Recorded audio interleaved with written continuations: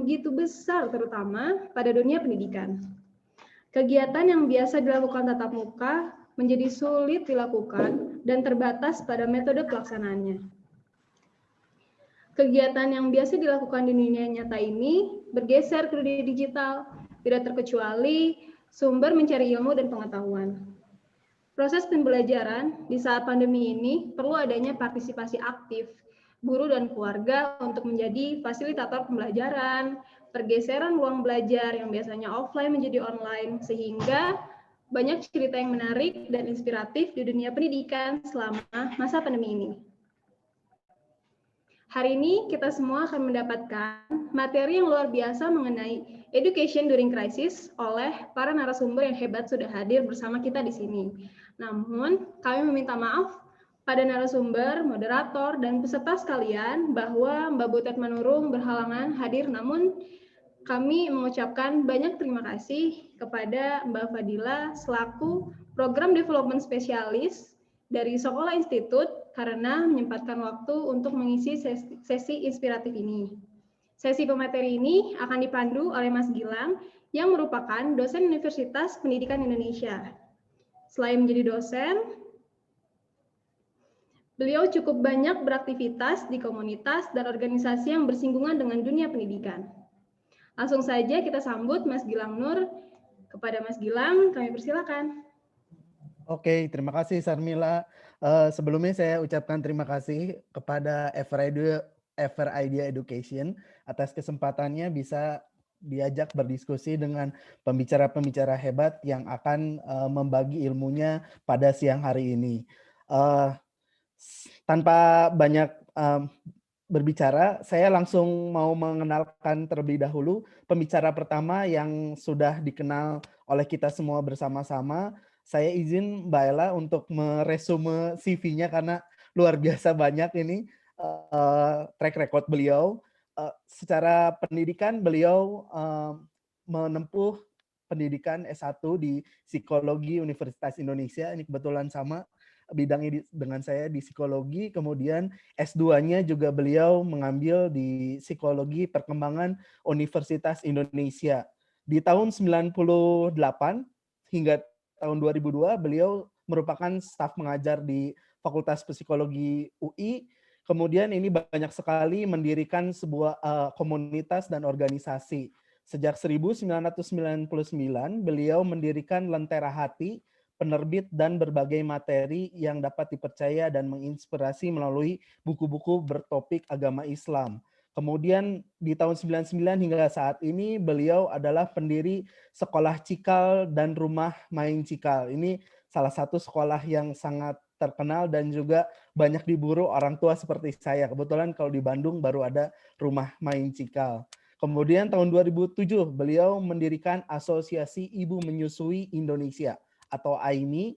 2010 sampai saat ini beliau merupakan Dewan Kurikulum Islam Edu Pusat Studi Al-Quran.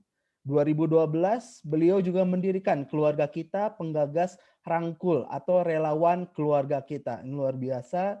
Tahun 2012 beliau juga mendirikan inibudi.org. Inibudi merupakan distribusi secara daring dan luring video belajar untuk berbagai bidang studi, profesi, dan jenjang pendidikan. Kemudian tahun 2014 beliau menciptakan Kampus Guru Cikal, menggagas komunitas guru belajar dan jaringan sekolah Merdeka Belajar. Ini sebelum pandemi ya, tapi istilah Merdeka Belajar beliau sudah menggagasnya sejak jauh hari. Sangat visioner. Kemudian tahun 2015 hingga saat ini beliau adalah pembina Pusat Studi Pendidikan dan Kebijakan PSPK. Di 2016 beliau mendirikan Rencanamu.com, platform online yang menyediakan database dan penilaian bagi semua pelajar untuk mempersiapkan masa depan para siswa.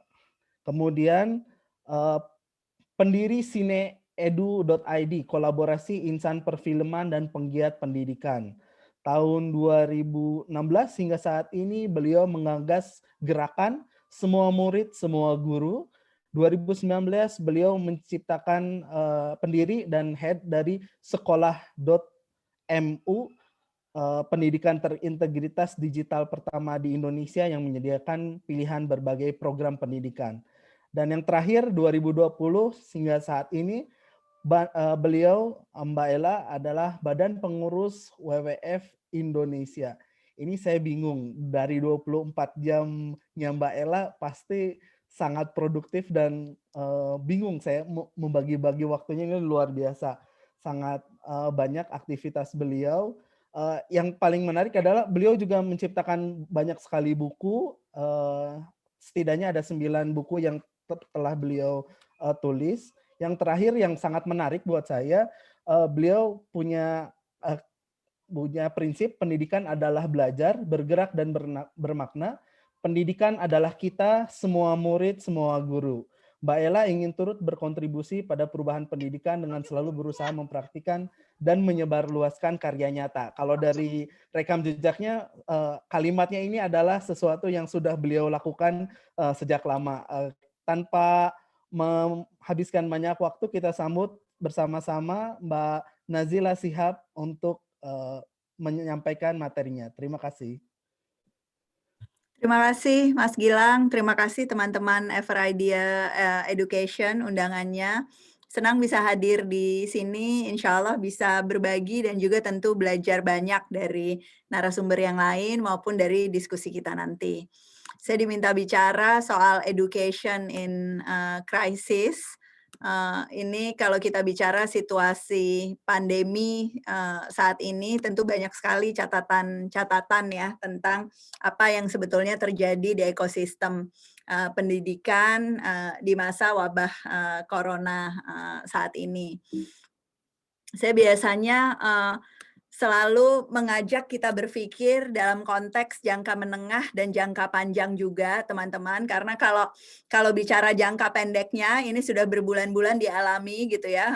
Sekolah tutup, nggak ada pertemuan tatap muka, guru-guru itu mengalami kesulitan beradaptasi, orang tua dengan peran memfasilitasi proses belajar yang tentu amat sangat menantang gitu ya, berbeda dengan kebiasaan sebelumnya, anak-anak juga dengan tantangannya, kebutuhan sosialis yang tak terpenuhi dan sebagainya itu nyata di depan mata saat ini. Tetapi semua pekerjaan kita di pendidikan itu sebetulnya pekerjaan-pekerjaan yang tidak akan selesai pada saat ini gitu ya. Kalau kita bicara wabah COVID-19 pun itu juga tidak akan bisa diselesaikan saat ini, resiko-resiko dan juga dampak-dampak yang ditimbulkannya.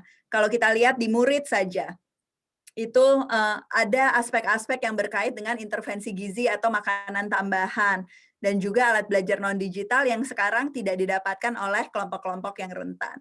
Kalau kita lihat kesenjangan capaian pembelajaran, hilangnya kesempatan berprestasi yang sekarang dialami oleh anak-anak, kemudian nggak ada akses pada kegiatan pendukung yang esensial bagi pembelajaran. Kita tahu di masa pembelajaran jarak jauh saat ini banyak sekali kegiatan ya karya wisata yang memang nggak dilakukan, bahkan pelajaran agama, olahraga yang dipinggirkan gitu ya, tidak diberikan dengan optimal kepada murid-murid kita.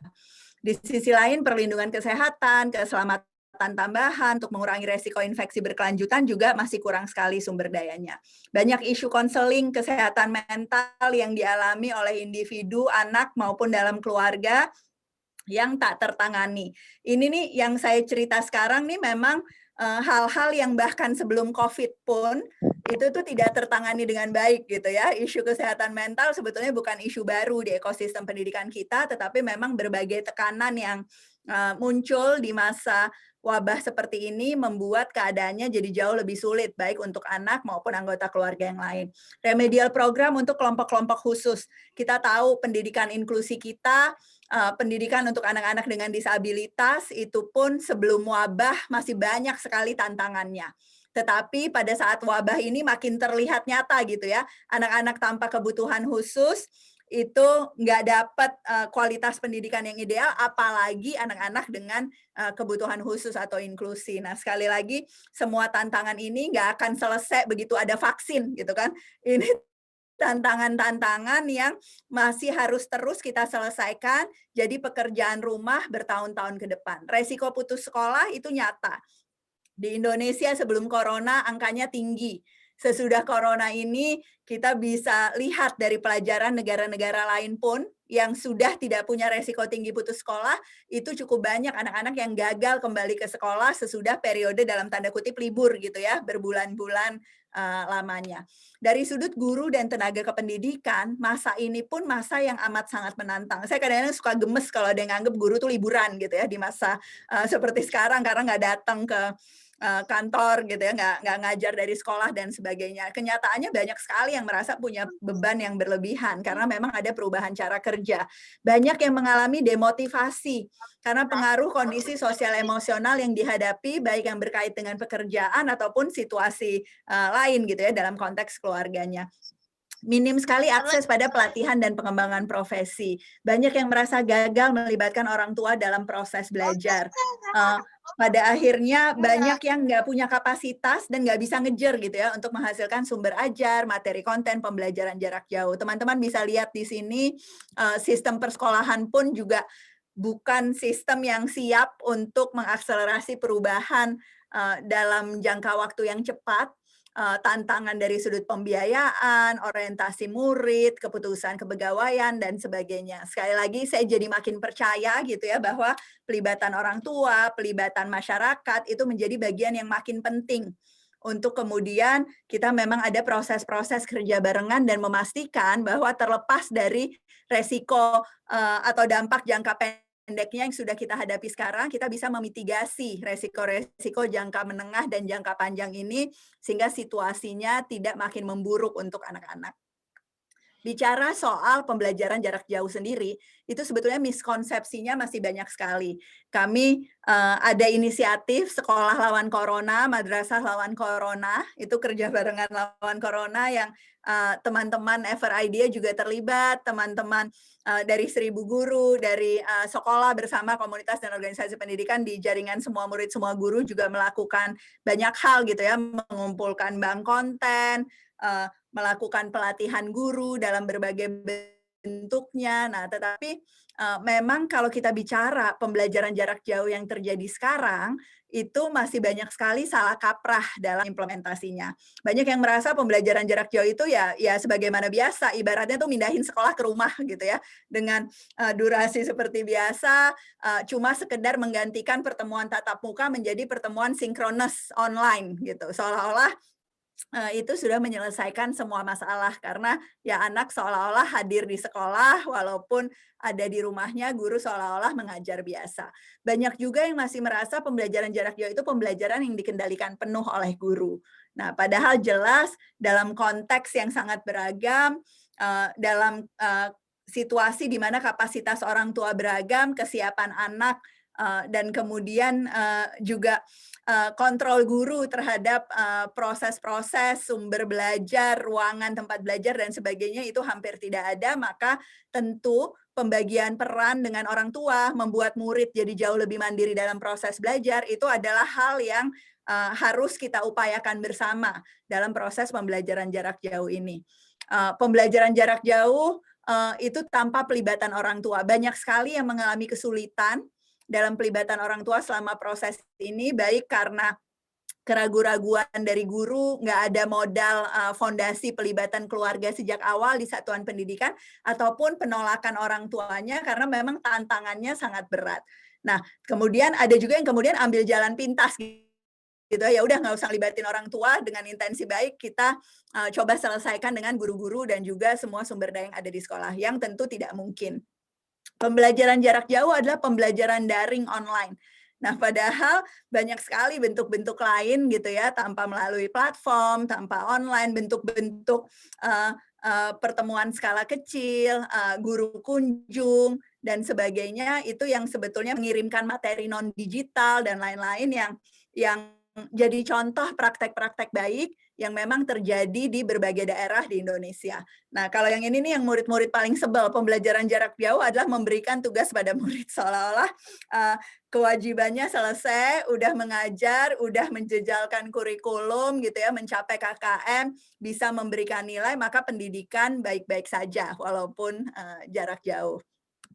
Nah, satu hal yang saya mungkin bisa dibilang hikmah dari wabah ini adalah makin banyak waktu untuk kita refleksi dan kemudian betul-betul mengingat sebetulnya apa sih yang esensi dari pendidikan. Tujuan esensial pendidikan itu menumbuhkan kompetensi, membuat anak siap hidup, bisa menalar, punya kemandirian, dan pada akhirnya kalau kita bilang melakukan evaluasi pendidikan, maka itu lewat ujian-ujian yang bermakna.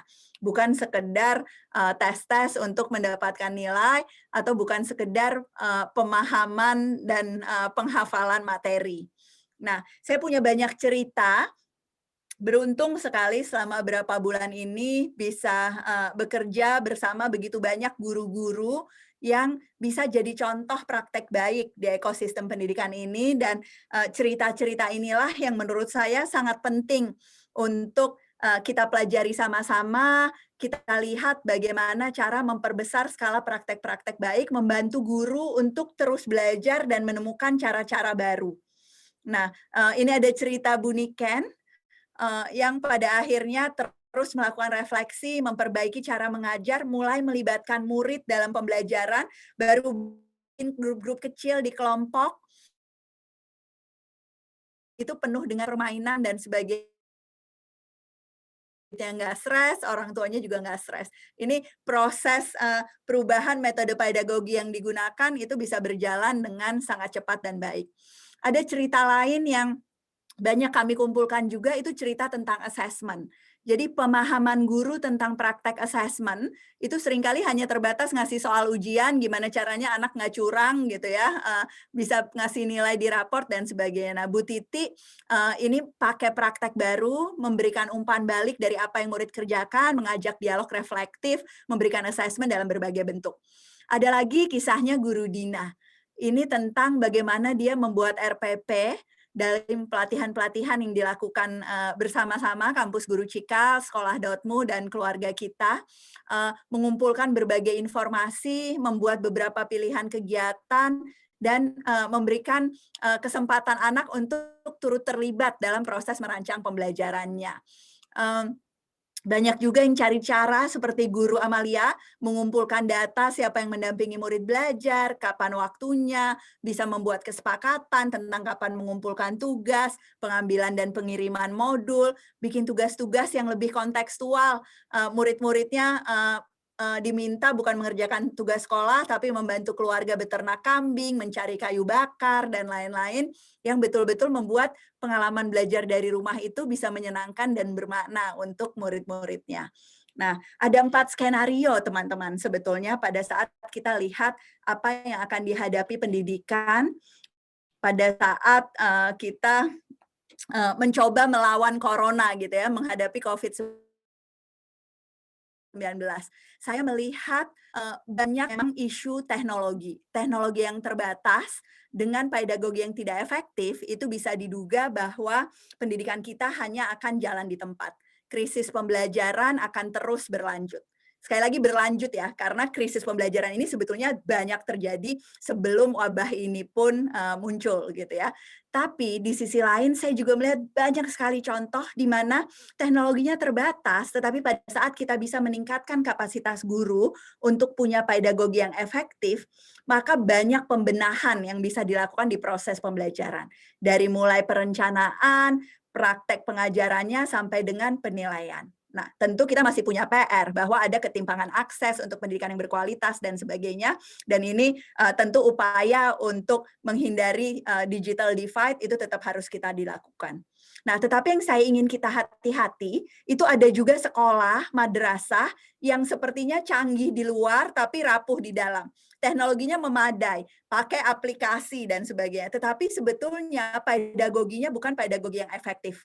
Tetap saja melakukan praktek-praktek pendidikan abad 19, menggunakan teknologi sekedar satu arah, ngasih tugas, konten yang cuma menarik tapi nggak menambah pemahaman, isinya tetap try out ujian saja, tidak membuat anak punya kompetensi yang utuh.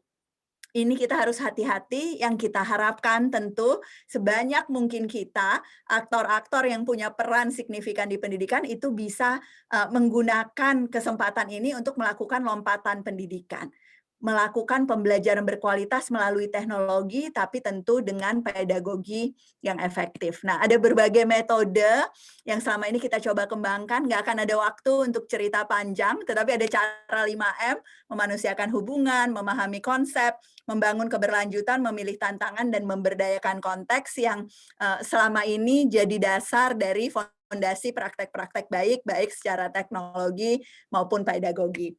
Saya ingin kita mendefinisikan kenormalan baru pasca COVID-19. Kalau sebelumnya orientasi para pemangku kepentingan itu relasinya berdasarkan kuasa, semoga lebih banyak orientasi pada empati, betul-betul saling memahami antara pemerintah dengan guru, antara guru dengan orang tua, dan terutama tentu berempati pada kebutuhan dan kesiapan anak-anak kita. Kalau sebelumnya kita banyak berfokus pada peran guru, saya melihat sekarang makin banyak yang sadar tentang pentingnya peran keluarga, pendidikan keluarga, dan keterlibatan terus-menerus di proses pembelajaran anak. Kalau sebelumnya fokus pada penguasaan konten, makin banyak contoh-contoh betapa kita harusnya fokus pada kompetensi yang relevan. Kalau sebelumnya kita memuja-muja standarisasi, fokus pada cara belajar tunggal, kita makin yakin akan pentingnya konteks dan bisa berfokus pada personalisasi belajar sesuai dengan kebutuhan masing-masing murid. Dan kalau mungkin sebelum COVID-19 ini masih banyak yang percaya pendidikan sebagai bangunan, cuma hanya bisa terjadi dengan sarana-prasarana tertentu di gedung yang bernama sekolah atau madrasah. Semoga kita semua makin percaya bahwa pendidikan itu sesungguhnya adalah jaringan interaksi antar kita semua. Terima kasih sudah didengarkan, mudah-mudahan bisa memantik diskusi-diskusi lanjutan sudah ini. Baik, terima kasih Mbak Ella untuk pemaparannya. Saya merinding di bagian tadi kisah-kisah guru karena sangat relevan juga dengan apa yang ada di lapangan gitu. Untuk nanti sesi tanya jawab akan dilakukan secara bersama-sama, Mbak Ella. Jadi mohon izin langsung ke pembicara kedua. Silakan. Saya mau membacakan dulu CV pembicara kedua yang tidak kalah menarik, ini CV-nya Kakak Fadila. Saya panggilnya Kakak ya karena beliau tidak terlalu jauh umurnya. Fadila Mutiarawati lahir di Jakarta 15 Februari 1979. Beliau punya pengalaman yang sangat banyak di dunia pendidikan. Beliau adalah tim research di Globalization and Ethics Faculty di Oulu, Finland. Kemudian Februari hingga Maret 2020 beliau adalah melakukan riset visit di Sami University Applied Science di Norway. Kemudian Agustus 2005 hingga hari ini beliau adalah supporting Sekolah Literasi Forum for Indigenous Indonesia di sekolah.org. Di Juli 2013 hingga Mei 2019 beliau merupakan senior guru di Highfield Secondary Schools. Kemudian Juli Agustus di 2012 beliau merupakan research assistant. Februari hingga April 2011 beliau merupakan supporting child rights department program. Di 22 hingga 24 Juli 2010 beliau merupakan fasilitator dari Habitus to a New Habitat. Ini rekam jejaknya semua ada di area pendidikan dan kebanyakan di luar negeri, luar biasa. Konferensinya juga sangat banyak. Ini saya izin untuk tidak membacakan satu-satu, Kakak. Educational background-nya Januari 2019 hingga hari ini beliau adalah doctoral study di Education Science, Faculty of Education, University of Oulu, Finland. September 2019 hingga Juni 2012 beliau juga ngambil master program. Ini kayaknya dari master langsung ke doktoral ya Kakak Fadila. Kemudian Oktober 2001 beliau lulus dari Computer Engineering dari Bina Nusantara University di Jakarta. Publikasinya juga cukup banyak. Ini dari mulai buku non-fiction, kemudian juga ada artikel-artikel yang berhubungan dengan pendidikan. Trainingnya juga sangat banyak. Luar biasa sekali. Kita langsung saja, Kakak Fadila, waktu dan tempat saya persilakan. Dengaran jelas ya? Kedengeran, Kak. Oke.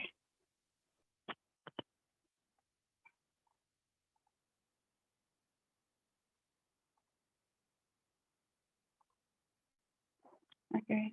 Saya Dila, mewakili Sokola. Di sini saya akan share tentang apa yang Sokola lakukan dalam menghadapi pandemi. Cuman sebelum saya share apa yang Sokola lakukan, mungkin saya akan share apa yang menjadi alasan Sokola melakukannya. Jadi, makanya judulnya, judul presentasinya, saatnya kita belajar dari masyarakat adat. Karena kita di Sokola lebih banyak, di saat pandemi ini, banyak sekali belajar dari komunitas-komunitas yang kita dampingi.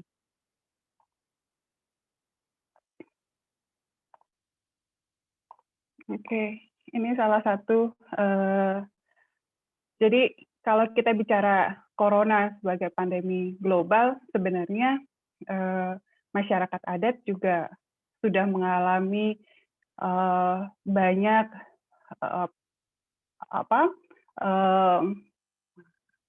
penyakit-penyakit yang mereka kalau di masyarakat, kalau pandemi kan sifatnya global, tapi di masyarakat adat tuh udah banyak kayak kita ngomongin TBC aja, kalau misalnya kayak di Rimba gitu, semua penyakit menular atau tidak menular, ketika itu dilihat akan memberikan dampak kepada manusia yang lain satu dengan yang lain, mereka udah punya mekanismenya sendiri. Jadi pandemi mungkin buat kita gitu, tapi buat masyarakat adat mereka sudah punya mekanisme dalam menghadapi penyakit yang datang ke komunitas. Jadi mereka udah punya social distancing-nya sendiri. Kalau kayak di masyarakat adat kan, kalau kayak di orang rimba contohnya, kalau ada yang sakit, mereka akan dipisahkan dari komunitas, dari rombongnya sampai sembuh. Nah, kemarin begitu pandemi datang, kita teman-teman di Sokola bersama dengan kader-kader, kita langsung berdiskusi sebenarnya, mempelajari situasi. Itu terjadi waktu secara global kita ngalamin close down, lockdown, itu semuanya, dan yang bisa berkomunikasi lewat handphone atau digital, kita semua mencoba untuk mendiskusikan ini, mempelajari ini sebenarnya bersama-sama dengan kader. Kita tidak, kalau di sekolah tuh nggak ada jarak ya antara murid dan guru. Nah, kita mendiskusikan kira-kira kenapa bisa begini, atau kira-kira terus ancaman apa gitu yang akan terjadi ke depannya. Saya nggak akan bacain slide saya ya, maksudnya teman-teman bisa baca dari slide saya.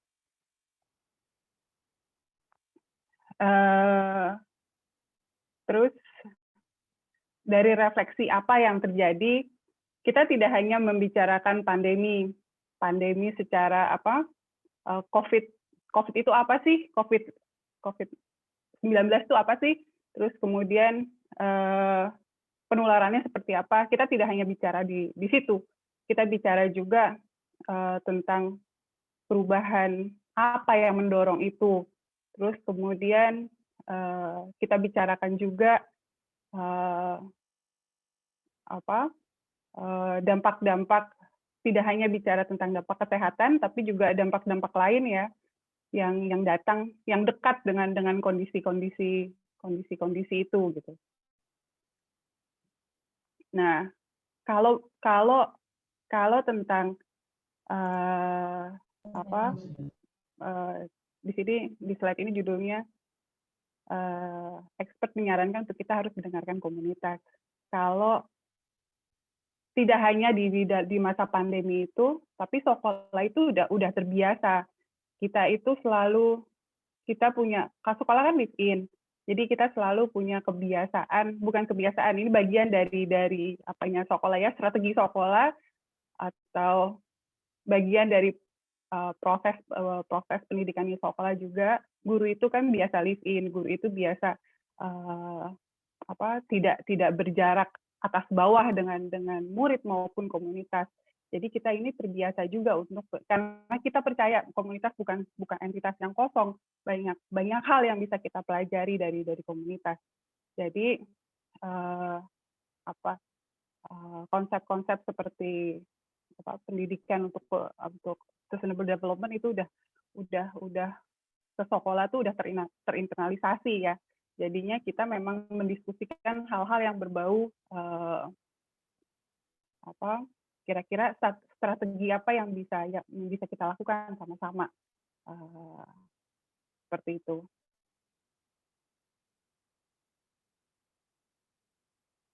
Nah, kita juga karena itu tadi ya, belajar dari kondisi COVID yang kita pelajari sama-sama, bahwa tidak hanya tentang penyakitnya itu sendiri, tapi juga bagaimana prosesnya terjadi, terus hal-hal apa yang kedepannya bakal terjadi, itu ditambah lagi dengan prinsip-prinsip yang namanya, kalau kita di sekolah menyebutnya humble,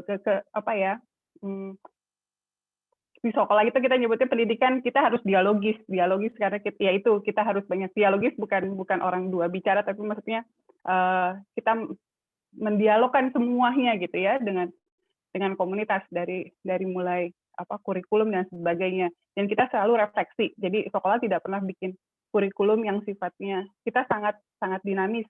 Jadi itu ditambah prinsip-prinsip itu pada saat krisis pandemi terjadi pun kita melakukan ini dengan komunitas kita.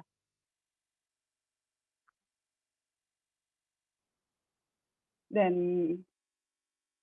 akhirnya ini positioningnya Sokola ya, karena Sokola percaya proses pandemi ini adalah sesuatu yang tidak hanya kita juga harus memberikan ruang buat komunitas-komunitas kita untuk kemudian dapat melakukan refleksi di antara mereka untuk melihat kekuatan-kekuatan yang mereka miliki dan kemudian menghadapinya dengan kekuatan-kekuatan yang mereka ada.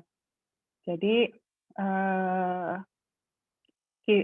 kita ini jangan sampai proses pendidikan kita justru menjadi hambatan untuk mereka dalam melakukan refleksi-refleksi ini gitu. Karena kan sebenarnya masyarakat adat itu mereka punya pengalaman empirik yang cukup panjang, yang cukup kaya dalam menghadapi dinamika yang terjadi di lingkungannya.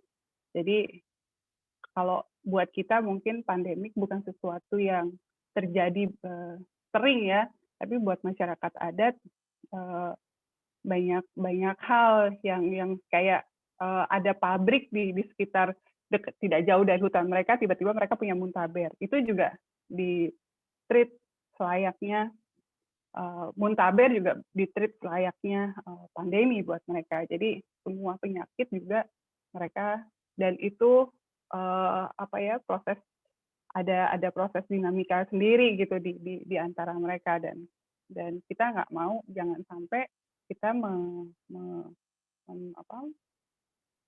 mengganggu proses itu. Makanya ketika pandemi ini, setelah kita berkumpul mempelajari semua dengan prinsip kita juga, akhirnya pada saat pandemi terjadi, Sokola menarik guru-guru yang sifatnya harus keluar masuk.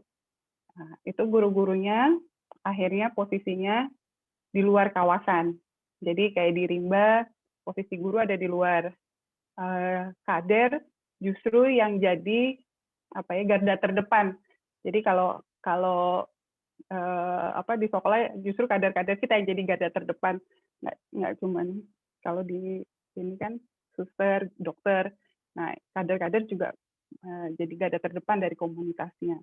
Mereka yang menghubungkan antara luar dan dalam, karena komunitas juga karena ada proses mekanisme tradisional mereka ya, di luar banyak penyakit, berarti yang dari dalam membatasi diri untuk kemudian keluar seperti itu, dan kader-kader ini menjadi benteng mereka. Jadi jika ada hubungan yang keluar, yang melakukannya adalah kader-kader ini, seperti itu. Nah,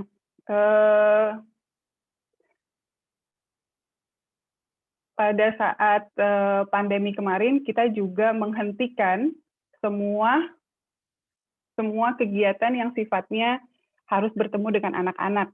Itu juga baca tulis hitung kita yang sifatnya harus guru dari luar datang, kita hentikan dulu. Terus kemudian lewat kader, kita banyak melakukan diskusi. Terus kemudian dari situ muncul seperti tadi yang saya bilang, kita refleksi ancaman apa yang ke depannya.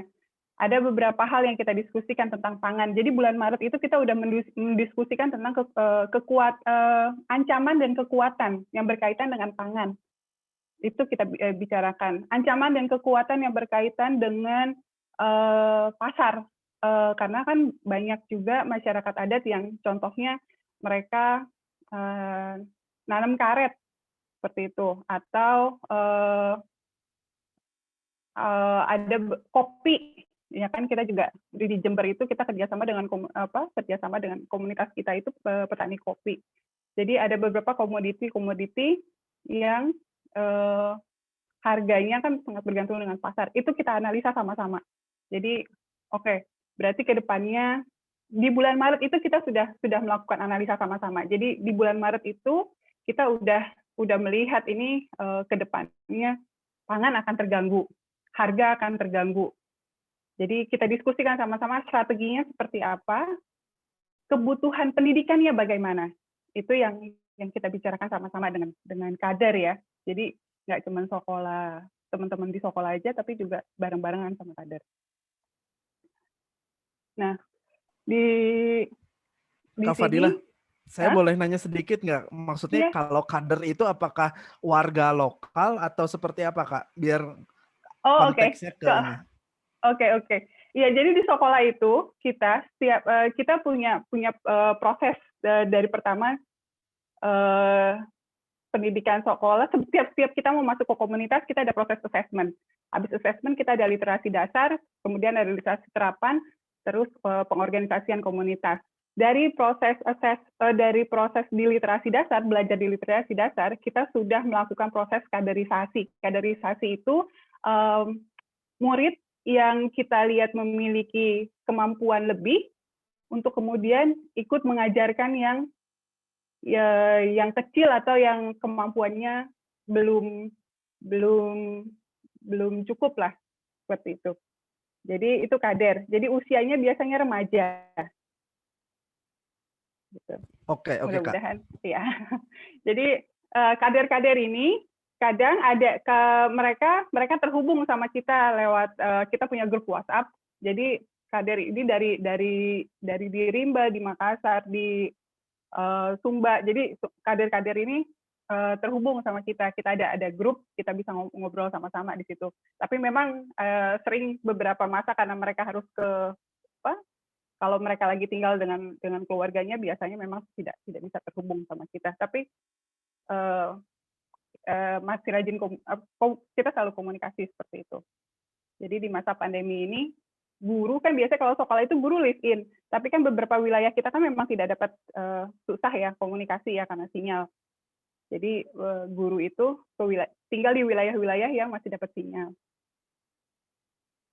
Dan beberapa kita nyebutnya kader lagi, perwakilan dari komunitas yang muda-muda itu banyak yang tinggal di wilayah-wilayah yang sudah bersinyal. Jadi kita walaupun sinyalnya terbatas, tapi kita masih bisa komunikasi lewat WhatsApp. Seperti itu. Oke, itu tadi kita pendidikan kita seperti itu. Jadi pada masa pandemi, karena melihat bahwa sebenarnya ada masyarakat adat punya mekanisme sendiri dalam menghadapi. Makanya saya lebih bilang sekolah yang belajar justru dari masyarakat adat, dan kita tidak mau mengganggu proses dinamika mereka menghadapi pandemi, dan itu yang akhirnya kita juga harus aware dan Dan di sekolah kan kita tidak menganggap pendidikan kita itu kan kalau bisa dibilang kita memang harus kita kontekstual. Sekolah itu pendidikannya kita menyebutnya hadap masalah, atau mungkin kalau teman-teman kenal problem posing ya. Nah, sekolah itu kita menyebutnya hadap masalah. Kita selalu masalahnya apa yang sedang dihadapi, bagaimana pendidikan merespon itu, kan seperti itu. Nah, pada saat itu pandemi, kita juga berdiskusi, mendialogkan dengan komunitas, dengan kader-kader nih gimana proses kebutuhan apa yang ada di depan, bagaimana kita mau menghadapinya. Nah, akhirnya kita mengumpulkan semua pengetahuan yang berkaitan dengan pandemi. Dengan pandemi itu bukan berarti cuma penyakitnya ya, kita juga bicara pangan, bicara yang tadi saya kasih tahu. Kita menganalisa masyarakat adat itu punya sebenarnya sistem lumbung, sistem pangannya itu punya lumbung. Nah, ini kita pastikan bagaimana, karena kan banyak juga yang sudah mengalami pergeseran. Nah, kalau kayak di Sumba tempat kita itu ada yang namanya galu. Itu beras, dia bisa bertahan. Galu itu dipersiapkan untuk 3 tahun ke depan. Terus kayak masyarakat adat, ya kita kalau kan banyak juga diskusi-diskusi yang mengatakan kalau masyarakat adat juga sangat rentan posisinya, tapi juga banyak masyarakat adat yang mereka masih memiliki teritori ini dan masih mempraktekkan pengetahuan tradisionalnya. Mereka punya sistem lumbung yang cukup kuat ya, jauh lebih kalau kita selalu, karena kan kalau sekolah itu tidak percaya bahwa kemajuan atau pembangunan dia bersifat linier ya, harus dengan tahap dari rumah tanpa semen, bersemen, terus kemudian tinggal di gedung. Kalau kita tidak memiliki dari jauh desa terus kemudian jadi kota. Kita tidak melihat linear seperti itu. Kita percaya mereka bisa tidak berjalan secara linear. Masyarakat adat itu kita anggap sekolah juga melihat kemajuan pada masyarakat adat. Kayak kita sekarang bicara organik, masyarakat adat sudah lama melakukan organik. Kita bicara bank, mereka juga punya sistem lumbung, yang lumbungnya itu saya selalu melihat beberapa masyarakat adat itu bisa punya 3 tahun minimal menyimpan pangan dalam lumbung ya, mulai dari masyarakat adat ini di Sodan yang kita dampingi juga mungkin pernah dengar Cipta Gelar, Baduy, mereka lumbung Toraja, mereka punya lumbung-lumbung yang tahunan seperti itu. Jadi banyak hal yang bisa kita pelajari dari mereka. Dan pun di sekolah ya, kita pelajari itu, tapi terus kemudian kita refleksi, terus kemudian misalnya yang pada saat itu kader-kader yang di Rimba juga cerita, mereka biasanya punya beras hutan, padi-padi hutan, tapi kemudian padi-padi hutan ini sudah banyak yang hilang karena banyak juga yang sudah nanam karet, kemudian berdagang, dan mereka akhirnya lebih banyak beli misalnya beras atau ketela dari luar gitu, menggunakan uangnya kemudian beli dari luar. Padahal biasanya dulunya mereka selalu menanam.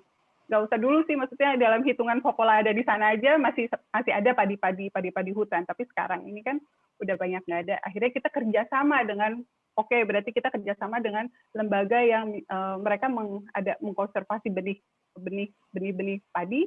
Kita kerjasama, kemudian bagaimana kita membekali kader untuk kemudian, karena akhirnya mereka refleksi sendiri, kita refleksi sama-sama. Berarti kita membutuhkan benih-benih itu, kita membutuhkan lagi menguatkan lagi pengetahuan seputar menanam padi-padi hutan ini gitu. Nah, akhirnya mohon maaf. Kakak Fadila, kebetulan ya? Waktunya sudah habis. Nanti mungkin bisa kita lanjutkan diskusinya, masih ada kesempatan di sesi Q&A. Terima kasih, luar biasa, sangat insightful dan memberikan insight yang sangat berbeda gitu. Seakan-akan kita yang memang harus banyak belajar juga kepada masyarakat adat ini. Terima kasih Kakak Fadila untuk kesempatannya. Semoga udah dapat ininya ya, maksudnya sekolah seperti apa ya di masa pandemi. Dapat bayangan tadi. Agak bingung di sekitar kader aja gitu. Oke, tapi sudah jelas sekali. Terima kasih Kak Fadila. Mohon izin untuk berpindah ke Kakak Jamie Oke. sebentar.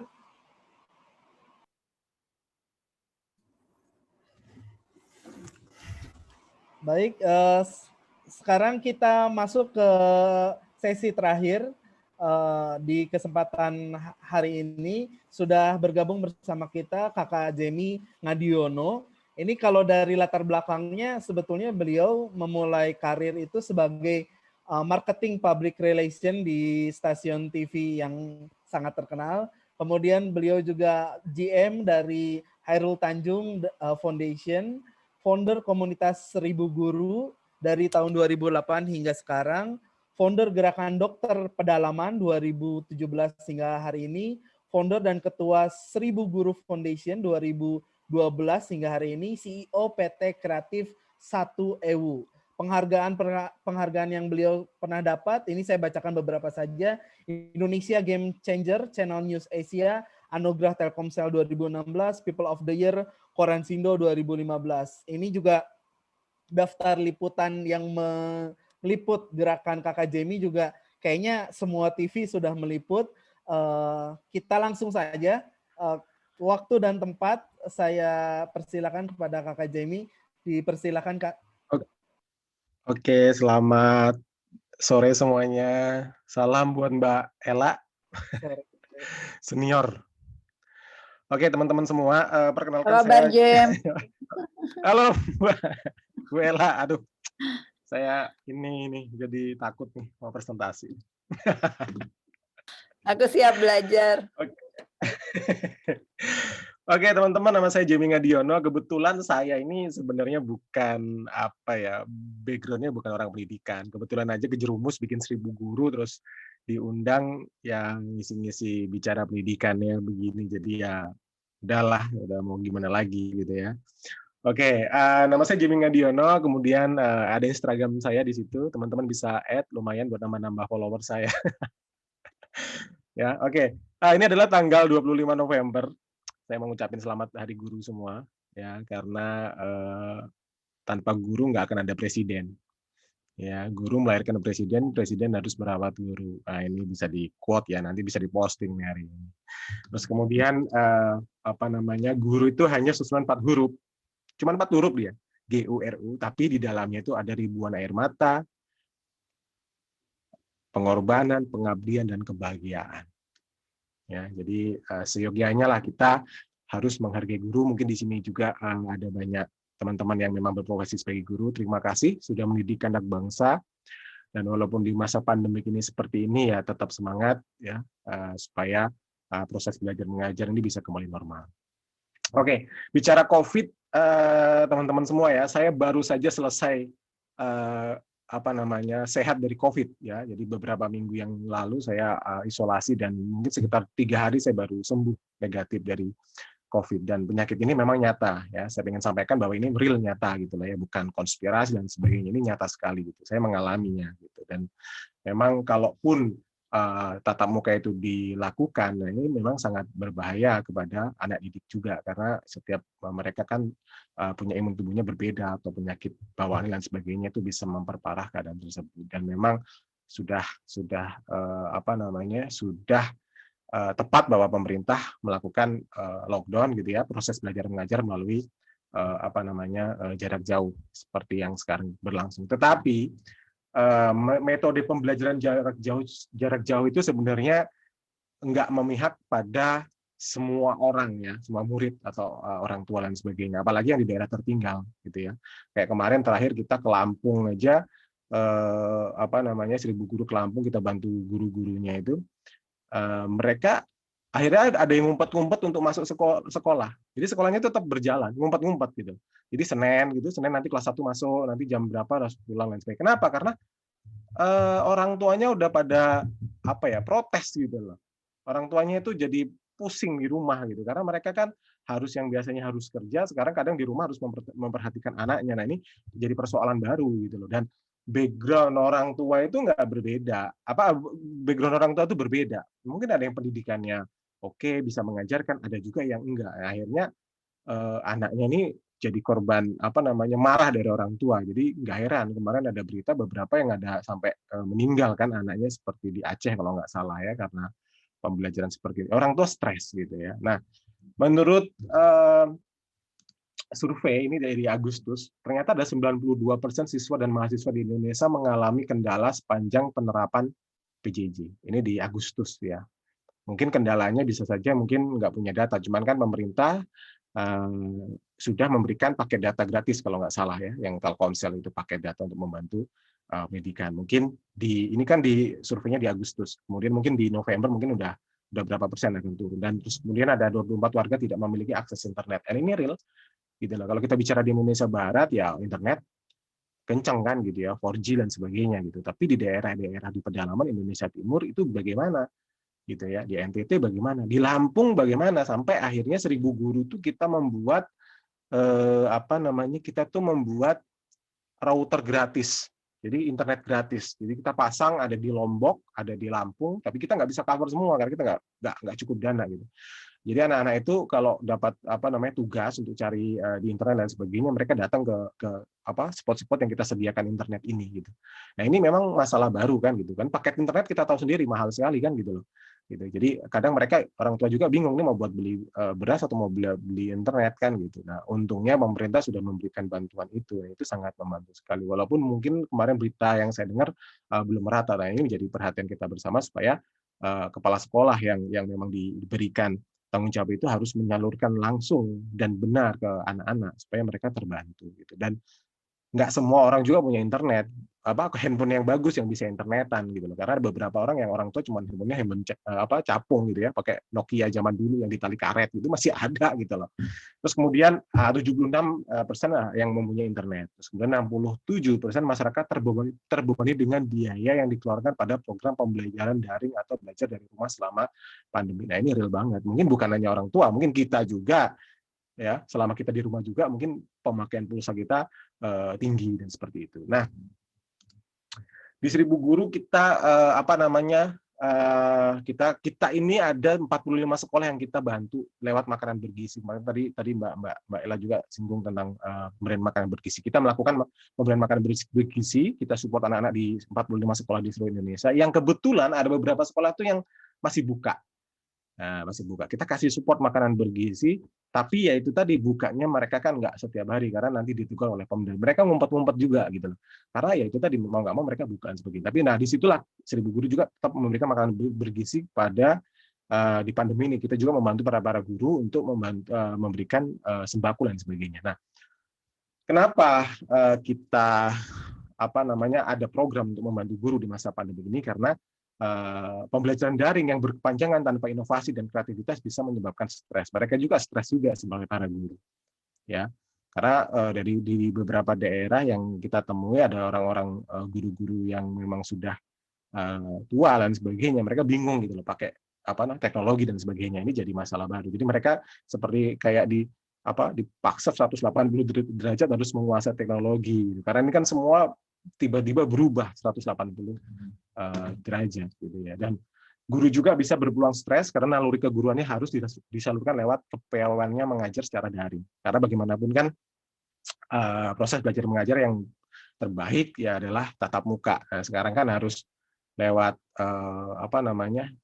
aplikasi WhatsApp dan sebagainya atau webinar dan sebagainya. Jadi banyak guru memang yang belum siap. Tetapi dengan kondisi seperti yang sekarang terjadi, ini kita akan diajarkan ke depan bahwa kita harus semua guru mungkin bisa siap untuk menguasai teknologi. Dan ketika ada pandemi seperti ini, mereka udah nggak kaget lagi. Dan kemudian mungkin ke depan juga mungkin metode pembelajaran seperti sekarang akan diterapkan oleh pemerintah gitu ya.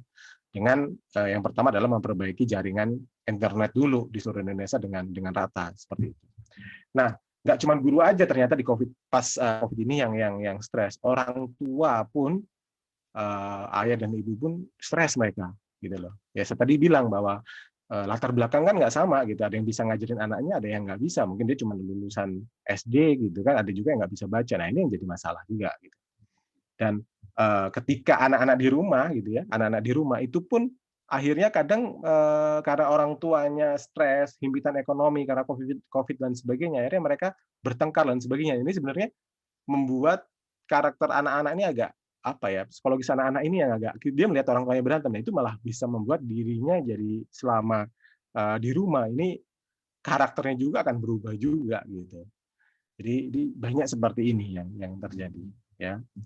Oke, terus kemudian dalam konteks ini maka diperlukan penguatan orang tua sebagai guru-guru di rumah dan penguatan pendidikan informal dan non formal. Jadi 45 sekolah yang kita bantu itu ada yang mereka buka, yang memang buka gitu ya di beberapa daerah yang zona hijau gitu ya. Kita berikan bahwa ketika kita memberikan tugas gitu ya ke anak didik kita, gurunya juga harus sedikit mengajari juga ke orang tuanya gitu loh. Nggak cuma guru memberikan pengajaran ini anaknya dikasih tugas ini gitu dan orang tuanya nggak diajarin gitu. Jadi akhirnya banyak mengeluh, ini kok kita malah jadi guru dan sebagainya, kan kita banyak baca di media sosial. Nah, kemarin di beberapa sekolah yang kita adopsi lewat program makanan bergizi dan pendidikan tambahan gratis, jadi guru-guru ini kita anjurkan supaya mereka mengunjungi rumah-rumah orang tua mereka untuk memberikan mengecek, terus kemudian mengajarkan juga ke orang tuanya cara mengajar lah yang baik seperti apa gitu loh. Jadi jangan sampai pakai kekerasan dan sebagainya seperti itu. Dan ketika di rumah pun kita memberikan beberapa sampel-sampel atau kurikulum sederhana lah bagaimana orang tua ini bisa mendidik anak-anak mereka secara karakter gitu ya. Karena ketika di rumah kan otomatis sudah tanggung jawab dari keluarga dan seperti Ki Hajar Dewantara bilang bahwa setiap orang menjadi guru, setiap rumah menjadi sekolah. Nah ini penting sekali ketika 1000 guru melakukan program ini pendampingan ke orang tua, kita memberikan beberapa model-model pembelajaran karakter dari rumah. Jadi kita kayak ngasih tahu gitu ya aktivitas di rumah itu kita bisa ajarin seperti ini loh. Selain ada tugas dari sekolah ya, kita juga ajarkan bagaimana kita ajarkan untuk bisa makan bersama dengan keluarga. Orang tua juga ngajak anak-anaknya untuk makan bersama, terus kemudian memberikan perhatian lebih dan sebagainya, berdoa sebelum makan, terus pokoknya kegiatan-kegiatan yang memang selama ini mungkin mereka nggak pernah ketemu, orang tuanya kerja, anaknya sekolah dan sebagainya. Nah di masa pandemi ini ketika anak mereka di sekolah, orang tua mereka mungkin banyak di rumah juga, mereka melakukan hal-hal yang nggak pernah dilakukan. Nah, kita kasih ke gurunya, nah gurunya ini akan memberitahukan ke para orang tua gitu ya. Tapi ini program ini kita jalanin nggak ke seluruh sekolah 45 karena ada yang masih tutup, tapi hanya yang memang dibuka-buka saja dan ada juga yang memang mereka dari rumah gitu ya ditutup. Nah, guru-gurunya ini kita gaji untuk mereka, kita kasih tambahan gaji untuk mereka bisa ke rumah-rumah gitu loh. Memonitor orang tua, anak dan sebagainya. Karena ini penting sekali, kalau cuma dikasih tugas kadang ya kita bisa tahu juga kayak tugasnya yang kerjaan mungkin orang tua dan sebagainya gitu ya. Terus kemudian kita memberikan informasi juga ke orang tua bahwa oke, selama anak di rumah tolong dikuranginlah berantemnya atau berbicara keras, marah dan sebagainya. Karena ini akan bermasalah nih anak-anak nih dalam waktu setahun pulang balik lagi ke sekolah, karakternya akan berbeda karena mereka melihat langsung kan contoh dari orang tua. Terus kemudian kita juga ya itu tadi, selain hal-hal seperti itu kita juga meminta supaya mereka ya rajin beribadah dan sebagainya. Jadi itulah yang 1000 guru lakukan selama pandemi ini dengan program makanan bergizi, walaupun enggak 45 sekolah, tapi kita mencobalah membantu para guru, orang tua dan murid selama mereka belajar dari rumah gitu ya. Sekolah sudah bagus memberikan tugas dan sebagainya, tapi kita tambahin lagi untuk orang tuanya supaya bisa bisa mengajar dengan baik, memberikan contoh yang baik selama anak-anak di rumah. Ini penting sekali. Jangan sampai kita kasih tugas, orang tua stres, berantem, akhirnya tingkat perceraian tinggi kan gitu kan. Sekarang kan kita lihat tingkat perceraian katanya tinggi dan sebagainya. Otomatis itu kan akan dilihat oleh anak mereka. Ini mempengaruhi psikologis atau karakter mereka ke depan. Oke, kira-kira seperti itu. Cukup singkat. Baik Kak Jemi, singkat tapi sangat insightful juga Kak. Terima kasih atas pemaparannya, luar biasa gerakan dari teman-teman 1000 guru. Sudah banyak pertanyaan yang masuk ke kolom pertanyaan, tapi sepertinya saya akan menyampaikan pertanyaan pilihan. Pertama dari Maila untuk Mbak Ella dulu nih. Di masa pandemi ini berdampak ke segala sisi, salah satunya pendidikan. Kegiatan belajar mengajar pada anak usia dini pun menjadi kurang efektif. Jadi pertanyaannya spesifik untuk pendidikan anak usia dini. Apakah PJJ ini mengganggu kesehatan mental pada anak dan bagaimana solusi guru dalam mengatasi hal tersebut? Jadi spesifik untuk problem PJJ untuk anak usia dini, Mbak. Iya, Bagaimana kalau guru merespon tersebut? Terima kasih. Iya, dalam kondisi ideal, pendidikan tentu nggak bisa mencapai semua tujuannya hanya lewat, pertemuan atau pembelajaran yang sifatnya online ya. Jadi, kalau kita, sama-sama refleksi apakah pembelajaran jarak jauh yang terjadi pada anak, usia dini pun jenjang-jenjang pendidikan, yang lain gitu, itu sudah berjalan optimal dengan kualitas sebaik sebelum corona dan sebagainya, itu tentu jawabannya tidak. Nah, anak-anak usia dini ini memang punya karakteristik khusus juga gitu ya, karena proses pembelajarannya itu, biasanya rentang konsentrasinya belum terlalu panjang, sehingga memang kalau lewat layar nggak 100% efektif juga, butuh banyak aktivitas motorik dan sensorik yang seringkali juga, sulit untuk dilakukan, secara digital, tetapi sulit itu bukan berarti nggak mungkin gitu ya. Sebetulnya kalau kita bicara pembelajaran jarak jauh, yang paling penting itu ya proses desain pembelajarannya. Tujuan-tujuan pembelajarannya apa, disampaikan lewat materi yang seperti apa yang dilakukan guru, apa yang dilakukan anak, dan sekali lagi nggak harus melulu berarti berjam-jam sekolah di layar. Banyak sekali metode-metode yang tadi dicontohkan oleh guru-guru yang membuat sebetulnya proses pembelajaran itu bisa jadi lebih kontekstual. Anak-anak tuh kan belajar lewat project, lewat apa yang mereka lakukan, bukan hanya lewat mengerjakan LKS gitu ya, atau memencet-mencet tombol yang ada di komputer. Jadi kalau saya ngelihatnya, tentu kalau mau situasi ideal, kita siapa sih yang mau ada corona, siapa sih yang mau ada pembelajaran jarak jauh, ini kan bukan sesuatu yang direncanakan atau bagian dari kebijakan atau apapun gitu. Nah, tapi di saat harus memilih apakah memang, datang pertemuan tatap muka dan, angka, Covid di usia balita tuh juga bukannya nggak ada loh, cukup tinggi di Indonesia gitu ya sebetulnya, dibandingkan dengan resiko kesehatan dan keselamatan anak, maka ya, kita tentu memilih tetap melakukan stimulasi dalam jarak jauh. Apakah harus lewat sekolah? Tentu jawabannya tidak. Banyak sekali cara-cara untuk memberikan stimulasi yang optimal yang bisa dilakukan oleh, orang tua gitu ya, lewat kegiatan sehari-hari bersama dengan anak usia dini. Jadi mungkin, pesan saya lebih ke variasi kegiatannya, desain pembelajarannya, dan jangan melulu mengandalkan interaksi digital, tapi berikan, projek-projek, tugas-tugas yang memang sifatnya aktif gitu ya, dan bisa dipraktekkan bersama dengan keluarga di rumah, bukan hanya tugas yang sifatnya dari guru ke orang tua.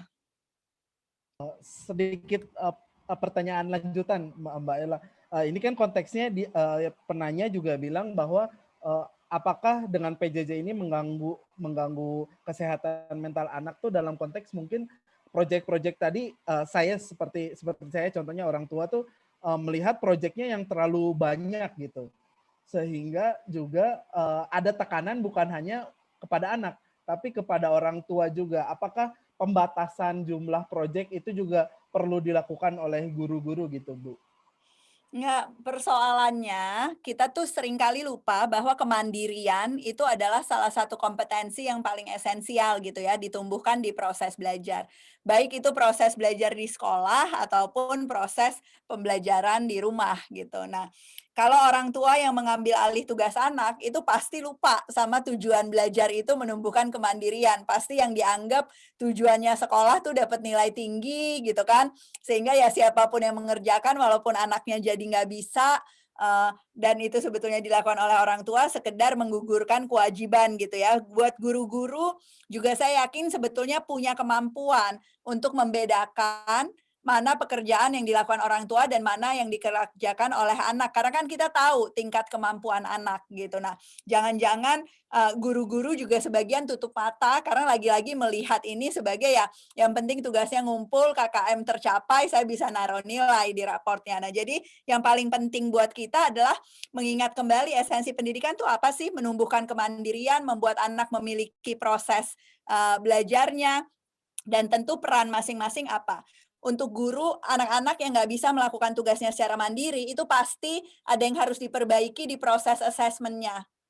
jangan-jangan tugas yang diberikan itu standar satu pola untuk semua anak dan sebagainya, padahal ada anak yang butuh tugas lebih menantang, ada yang butuh tugas lebih mudah, sehingga pada prinsipnya dia bisa melakukannya dengan mandiri tanpa bantuan orang tuanya. Tentu kalau bantuan buka laptop gitu ya, nemenin dan sebagainya, ya, tapi mengerjakan tugasnya sendiri itu perlu dilakukan oleh anaknya gitu ya. Buat orang tua yang perlu dibiasakan juga memang yang nggak melihat tugas anak sebagai tugas orang tua gitu ya, nggak melihat prestasi anak sebagai prestasi atau persaingan antar orang tua. Nah ini memang pentingnya pendidikan keluarga, jadi di pembelajaran jarak jauh itu justru dan terutama di anak usia dini, sesi-sesi pendidikan keluarga, parents workshop, diskusi, dan sebagainya itu amat sangat membantu.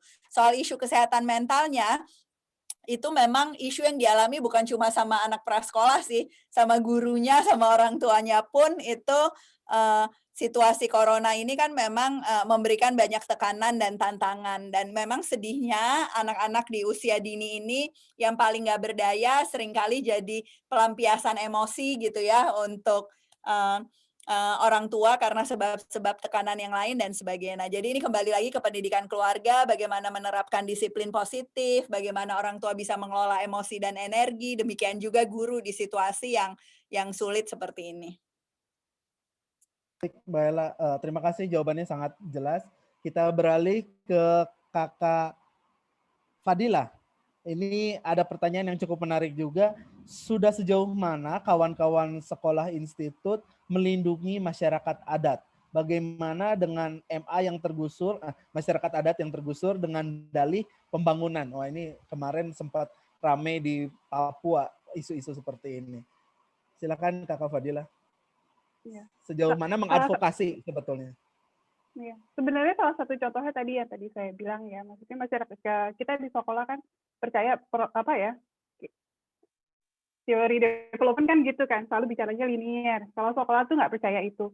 Jadi bagaimana kita melindungi dari proses awalnya juga sekolah selalu kita menyebutnya prinsip kita berpihak, makanya prosesnya selalu dialogis. Jadinya kita selalu ngelihat yang dibutuhin sama masyarakat apa, yang dihadapi sama masyarakat adat tuh apa, dan itu kita diskusikan sama-sama. Kita berpihak pada masyarakat, kita tidak pernah berpihak dengan siapapun yang ada di luar komunitas. Kita bicara hutan, kurikulum kita bicara hutan, tidak dulu membicarakan hutan untuk orang di Finland, tapi hutan untuk orang di Jakarta, tapi hutan untuk komunitas yang kita dampingi. Jadinya kalau dibilang sejauh mana, contohnya ketika pandemi kayak gini aja, salah satu kader kita kan ada yang kemudian melanjutkan murid kita ya, dulu murid kita, terus kemudian mengambil paket C, terus melanjutkan sekolah hukum.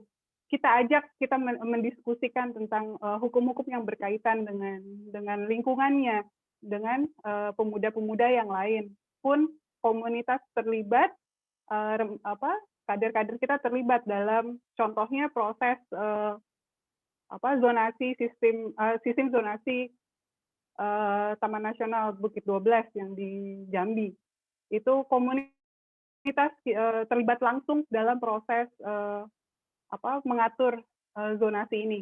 Jadi tadinya itu ya salah satu ininya pembangunan ya, sistem Taman Nasional aja kan mengusir komunitas adatnya, masyarakat adatnya dari lingkungannya, dan mereka harus dilibatkan. Kita percaya itu komunitas maunya itu berjaringan kita dengan komunitas-komunitas di luar juga, organisasi-organisasi yang terkait, kemudian kerjasama dengan kader-kader untuk kemudian bisa mereka berpartisipasi dalam sistem zonasi yang baru.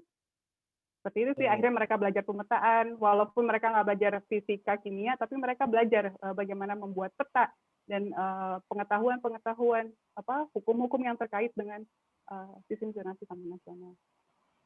Itu salah satu contoh ya. Ya. Terima kasih Kak Fadila. Jadi kalau disebut sudah mendampingi, sudah sangat banyak ya Kak ya sebetulnya. Tapi sekolah kan tidak mendampingi semua masyarakat adat yang ada di Indonesia. Iya.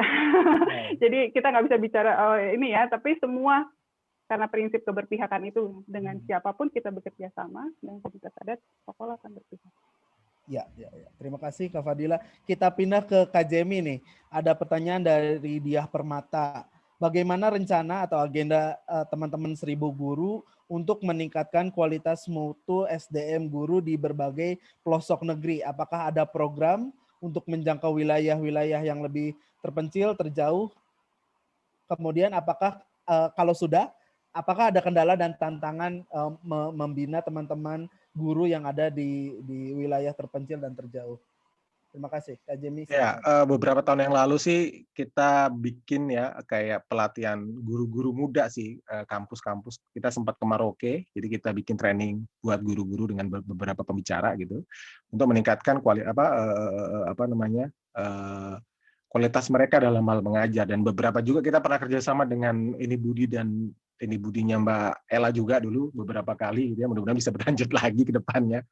Itu juga sempat orang tuanya juga kita kumpulkan, ada edukasi dan sebagainya, kita edukasi mereka dan sebagainya gitu. Nah, untuk kedepannya karena memang 1000 guru ini kan komunitas sebenarnya, kita lebih fokus ke traveling and teaching, jalan-jalan sambil mengajar dan sebagainya. Nah, tapi memang kita punya keinginan ke depannya bahwa ketika kita traveling and teaching ada volunteer yang ngajar gitu ya, guru-gurunya kita juga pengen edukasi. Nah, mudah-mudahan ini bisa berjalan di tahun 2021 gitu ya, supaya guru-guru di pelosok ini punya kualitas yang sama. Gedungnya sih sudah oke, tapi kualitasnya kita harus tingkatkan gitu ya. Jadi ini yang paling penting, karena banyak banget guru-guru di pedalaman itu yang honorer itu tuh lulusan SMA loh. Nah itu nggak ada internet, lulusan SMA. Kalau ditanyain nggak tahu, dia nggak bisa buka Google loh. Kalau di Jakarta gampang kan, ditanyain nggak tahu, mungkin bisa buka Google gitu. Kalau di pedalaman ya susah dia buka Google. Dan tak perhatiin juga, kita perhatikan juga ada beberapa guru yang ngajar kadang pakai bahasa daerah. Gitu loh. Ada yang mau pakai bahasa daerah gitu. Jadi kadang anak-anak ini bahasa Indonesia juga kacau juga nih gitu loh. Beberapa daerah. Jadi waktu kita ke NTT ngomong pakai bahasa Indonesia, itu dipikirnya tuh bahasa kita tuh ngomongnya cepet banget. Mereka tuh kadang bingung gitu. Ini nggak semua ya. Ini nggak semua. Tapi ada beberapa tempat seperti itu. Jadi kalau kendala pasti banyak ya. Kita menjangkau di beberapa daerah juga banyak kendala gitu ya. Terus kemudian ya selain jalan, internet, dan kita juga pernah tidur di sekolah dalam hal kita membantu anak-anak dan para guru di pedalaman. Juga ketika kita masuk ke sana pun aksesnya itu susah gitu, kayak di NTT, terus kemudian di Papua kita juga pernah sampai bantu di Asmat ya, di Asmat itu kita sampai bantu di sana yang gurunya itu diimpor itu dari Merauke gitu. Guru Jawa diimpor dari Merauke untuk ngajar di Asmat gitu ya. Ini yang benar-benar banyak sekali lah gitu loh. Ke depan ini memang kualitas guru harus ditingkatkan, dan yang paling penting adalah gajinya juga harus ditingkatkan juga kan gitu. Jadi supaya guru ketika ngajar nggak mikirin dapurnya. Karena ada beberapa guru yang kita datengin, mana gurunya? Oh, tidak masuk kakak. Kenapa? Dia lagi ojek di pasar. Nah, gitu kan. Mungkin dia PNS gitu, terus dia ngojek dan sebagainya. Jadi ditinggalin gitu loh. Ini dan jam sekolah di pedalaman itu ada yang pulang jam 12, tapi kadang ada yang pulang jam 11. Beda sama di kota gitu. Jadi ini yang memang perlu PR kita bersama ya untuk memajukan pendidikan di Indonesia. Kualitas guru yang kita harus tingkatkan, karena satu guru berkualitas akan menghasilkan 100 murid berkualitas. Tapi satu guru tidak berkualitas akan menghasilkan 100 murid yang tidak berkualitas. Seperti itu. Baik, Kak Jemi luar biasa. Ini setiap kata-katanya bisa di-quotes nih kayaknya. Pertanyaan terakhir buat semua. Aku belajar sama Mbak Ella. Ini untuk semua pembicara, meskipun nanti konteksnya ke Kak Fadila juga sebagai pakar pendidikan, latar belakangnya kan banyak di pendidikan.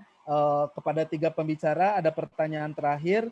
Melihat pembelajaran daring yang sudah dilakukan lebih dari setengah tahun, tentu banyak dari kita yang sudah mengalami perubahan kebiasaan. Sehingga bagaimana jika kita melakukan pemindahan pembelajaran online secara permanen? Apakah kendala terbesar yang dikhawatirkan dan harus diperhatikan? Jadi pertanyaannya lebih ke apakah bisa nanti setelah pandemi ini justru orang jadi enggan ketemu karena sudah terbiasa sekolah atau menuntut ilmu secara online gitu. Pendapatnya dari masing-masing pembicara, silakan. Aku dulu atau gimana, Mbak Fadila dulu? Mbak Ella dulu boleh. Aku dulu, oke. Saya tuh percaya sekali teknologi itu apabila didaya gunakan dengan baik, itu bisa jadi solusi untuk banyak masalah dan krisis di ekosistem pendidikan kita.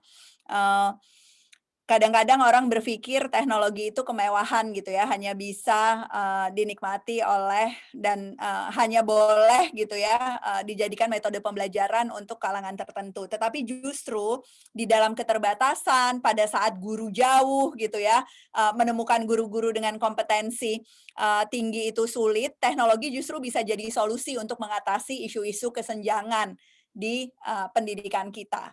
Nah, tetapi tujuan pendidikan itu kan menumbuhkan kompetensi yang utuh. Banyak sekali tujuan-tujuan pembelajaran yang memang hanya bisa muncul bukan hanya dalam bentuk materi yang diberikan gitu ya, diskusi-diskusi yang sifatnya kognitif, tetapi butuh interaksi yang intens, butuh dialami gitu ya dalam konteks budaya sekolah dan budaya komunitas yang kuat dan sebagainya. Jadi saya optimis sebetulnya adopsi teknologi yang terjadi dengan sangat cepat di masa pandemi ini mudah-mudahan bisa jadi modal untuk kemudian banyak integrasi-integrasi digital yang dilakukan oleh satuan pendidikan, guru yang juga jadi lebih nyaman dengan menggunakan teknologi dan sebagainya. Tetapi saya percaya blended learning di mana memang proses-proses pembelajaran secara langsung yang dilengkapi dengan proses-proses pembelajaran secara online itu metode yang paling ideal. Nah, kalau concern saya bukan teknologinya terus terang. Kita sudah membuktikan juga teknologinya itu satu hal yang harus kita perbaiki gitu ya, memperluas jaringan, membuat kuota lebih murah dan sebagainya, tetapi itu jauh lebih mudah daripada memperbaiki pedagoginya. Jadi teknologi itu hanya alat.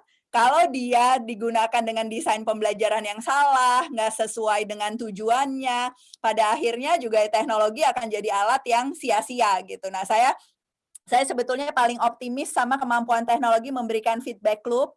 Jadi yang saya lihat di sekolah.mu gitu ya, sekolah.mu tuh sebetulnya idenya sekolahnya murid gitu ya, sekolahmu-nya itu murid, itu terlihat sekali betapa justru selama pembelajaran jarak jauh ini, murid tuh bisa memberikan umpan balik kepada guru. Apa yang jalan, apa yang enggak, proses personalisasinya gitu ya, memberikan tugas yang beragam dan sebagainya, assessment yang lebih menyeluruh, nggak cuma sekali, tetapi sepanjang proses pembelajaran itu semua bisa dilakukan. Nah, fitur-fitur teknologi yang membantu mencapai kompetensi yang utuh dan membantu guru melakukan personalisasi dengan lebih baik, ini yang saya harap bisa kemudian jadi kebiasaan baru sesudah pandemi dan betul-betul meningkatkan kualitas pendidikan kita sekaligus mengurangi kesenjangannya.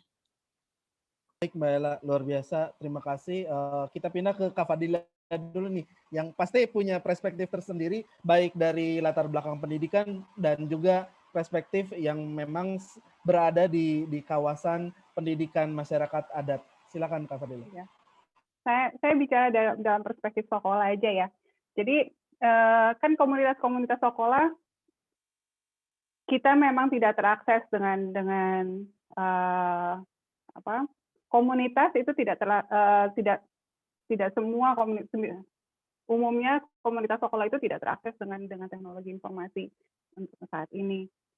Jadi sulit untuk kemudian kita kalau di sekolah kita tidak bisa memaksakan kalau bicaranya tentang belajar jarak jauh yang seperti itu nggak bisa.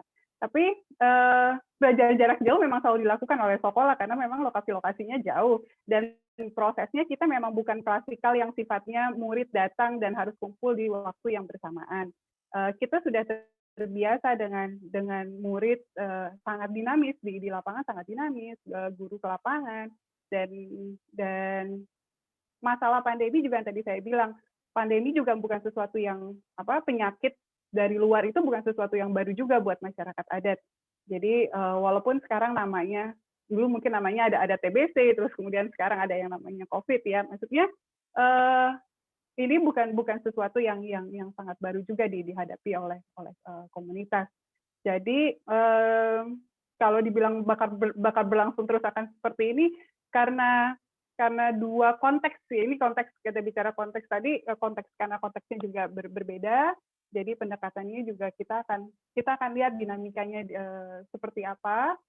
Kalau kita akan mengkomunikasikan itu lagi dengan masyarakat. Jadi tapi karena kita punya prinsip kalau di sekolah kita memang selalu mengikuti dinamika ya, maksudnya perubahan komunitasnya akan bagaimana, kita ngikutin dinamika. Kayak di Sodan sudah mengizinkan guru untuk kemudian datang lagi.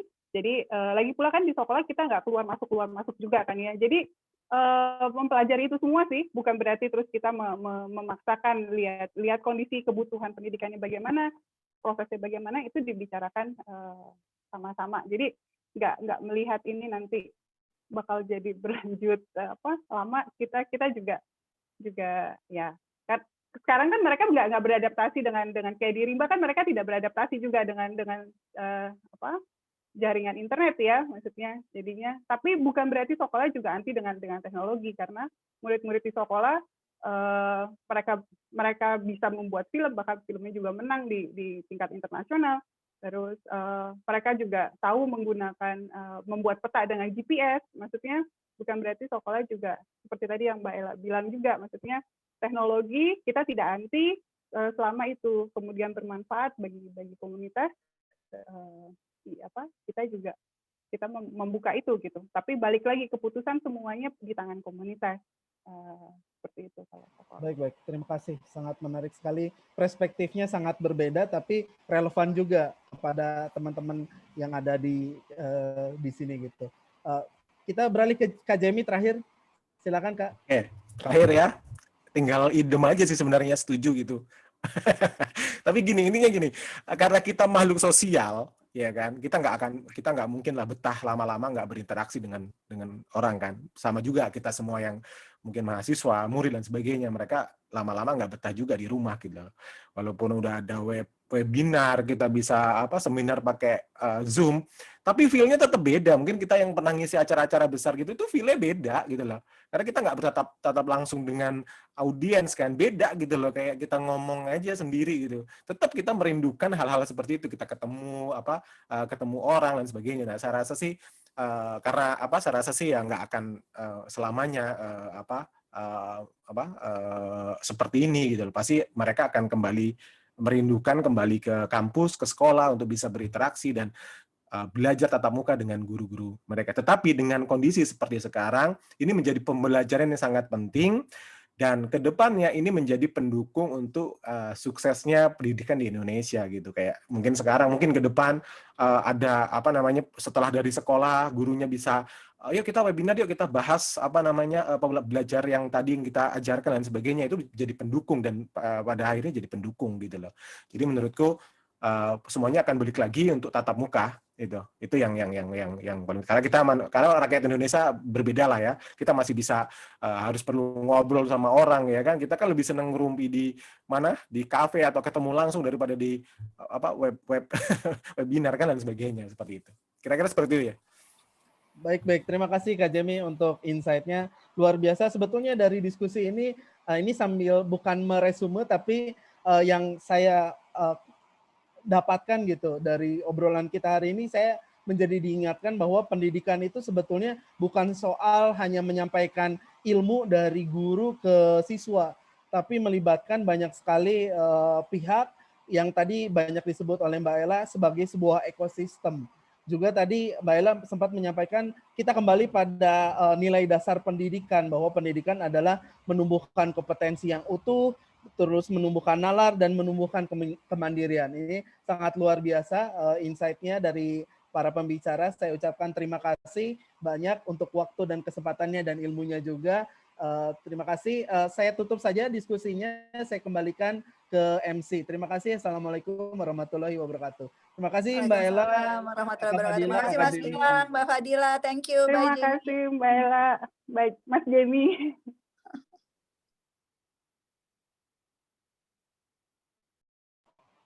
Silakan kepada Mbak MC.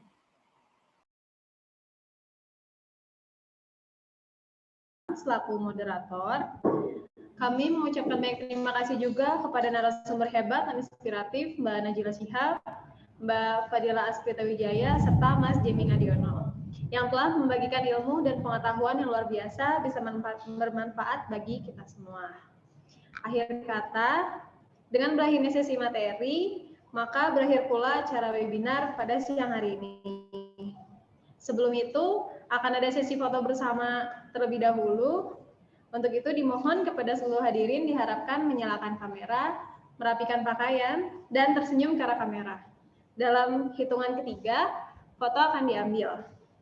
1, 2, 3. Slide selanjutnya.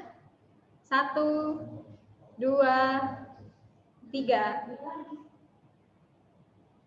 Slide selanjutnya.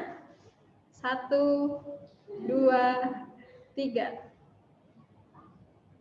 Slide selanjutnya. 1, 2, 3. Slide selanjutnya. 1, 2, 3. Slide selanjutnya. 1, 2, 3. Slide selanjutnya, mohon maaf ya soalnya banyak banget slide-nya. Slide selanjutnya, 1, 2, 3. Slide selanjutnya, 1, 2, 3. Slide selanjutnya, 1, 2, 3. Slide selanjutnya, 1, 2, 3. Slide selanjutnya, 1, 2, 3. Oke, udah ya sesi fotonya. Sekali lagi kami ucapkan terima kasih kepada seluruh narasumber, Mbak Najila Shihab, Mbak Fadila Pristawijaya, dan Kak Jemi Ngadiono, kepada moderator Mas Gilang, dan tak lupa terima kasih kepada seluruh peserta webinar yang turut bergabung dalam webinar Education During Crisis yang disupport oleh Paragon Technology and Innovation, semua murid, semua guru, sekolahmu, Sekolah Institut, dan pemimpin.id. Mewakili Free Education, kami mohon maaf apabila terdapat kekurangan selama berjalannya kegiatan webinar hari ini. Sampai jumpa pada Evreidia webinar series berikutnya. Saya Sarmila Sandriwijaya, mohon pamit, undur diri. Terima kasih, selamat Hari Guru Nasional semuanya. Wassalamualaikum warahmatullahi wabarakatuh. Selamat Hari Guru. Selamat Hari Guru.